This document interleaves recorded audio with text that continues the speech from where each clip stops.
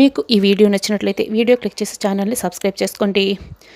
Heroine manager మహేందర్ని Kedar Dhatri ఇద్దరు కూడా పట్టుకొని ఈ స్టేషన్కి తీసుకొస్తారు. ఇంట్రాగేషన్ చేస్తూ ఉంటారు.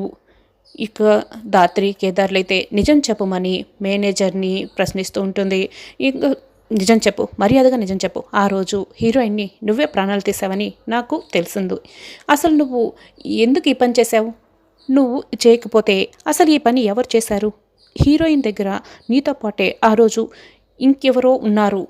నాకు అర్థమైంది. ఆ వ్యక్తి ఎవరు? నాకు మొత్తం ఇన్ఫర్మేషన్ ఇవ్వు, లేకుంటే మేమేం చేస్తామో నీకు తెలుసు కదా, మర్యాదగా నిజం చెప్తావా లేదా అని దాత్రి బెదిరిస్తూ ఉంటుంది.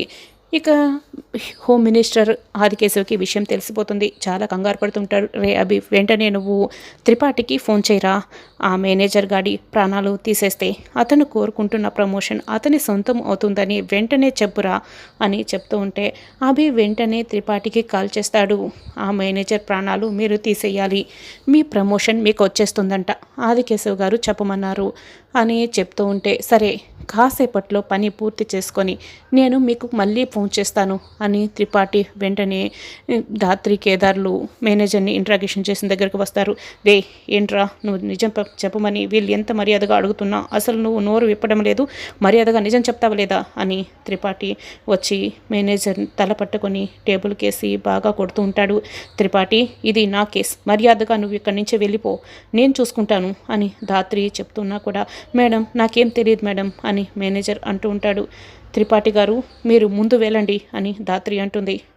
మీకే చెప్తుంది, వెళ్తారా లేదా అని దాత్రి అంటంతో ఇక వెళ్తున్న త్రిపాఠి, మళ్ళీ ఏంట్రా నువ్వు నా వైపు అలా కోపంగా చూస్తున్నావు అని మేనేజర్ కోపంగా చూడకపోయినా కూడా ఇక ఏదో ఒక కారణం చేత వాడి ప్రాణాలు తీయాలని రివాల్వర్ బయటికి తీస్తాడు. మేనేజర్కి గురి పెడుతూ ఉంటాడు. త్రిపాఠి గారు ఏం చేస్తున్నారు, ఆగండి అని దాత్రి కోపడుతున్నా కూడా కేదార్ అరుస్తున్నా కూడా వెంటనే త్రిపాఠి షూట్ చేసేస్తాడు.